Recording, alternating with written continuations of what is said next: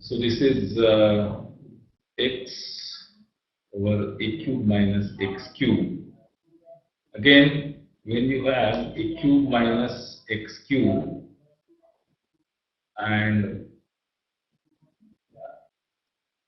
you see all the answers are in terms of sine inverse. So probably it gives you a hint that somewhere you will need to do a substitution of x is equal to something, some sine theta, not just sine theta, but maybe sine square theta or some power of sine theta. So let us see what we need to do.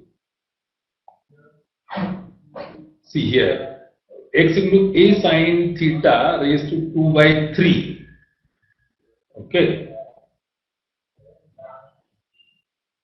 So essentially, what we are trying to do is, here we are trying to get a cube sine square theta, so that a cube sine square theta, when you take out a cube, you will get 1 minus sine square theta, which will become cos square theta, and since it is under square root, you will be able to get cos theta. So the objective is basically to get rid of the square root sign as much as possible. Okay, so that is the objective in general.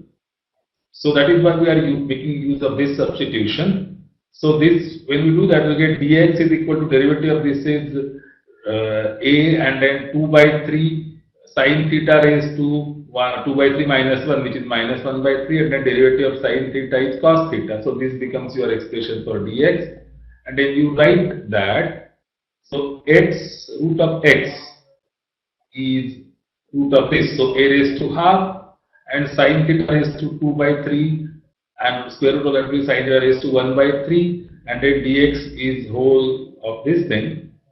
And then in the denominator you have a cube minus a cube sine square theta. And let us see now how it gets simplified. This sine theta raised to 1 by 3 and minus 1 by raised gets cancelled. This a and a raised to 1 by 2 becomes a raised to 3 by 2 over here. And then cos theta d theta remains here. A cube, when you take it out of the square root, it becomes a raised to 3 by 2. And you have 1 minus sine square theta. So this a raised to 3 by 2, a raised to 3 by 2 also goes away. And you have this 2 by 3 cos theta over square root of 1 minus sine square theta is nothing but again. So you have just d theta. What remains is just d theta. Right? This becomes cos theta. This cos theta in the numerator and cos theta in the denominator also get cancelled, and what you remains is just 2 by 3 integral of d theta, which is 2 by 3 theta plus c. And then you substitute back, of course. Don't forget to substitute back. What was theta? That was this, because we had assumed x is equal to a sine theta is to 2 by 3. So when you do, it will become x by a raised to 3 by 2 and then sine inverse of that. So sine inverse of x raised by a raised to 3 by 2 is your theta. So that is your final answer. Don't forget, never forget to substitute back in the original variable. Okay.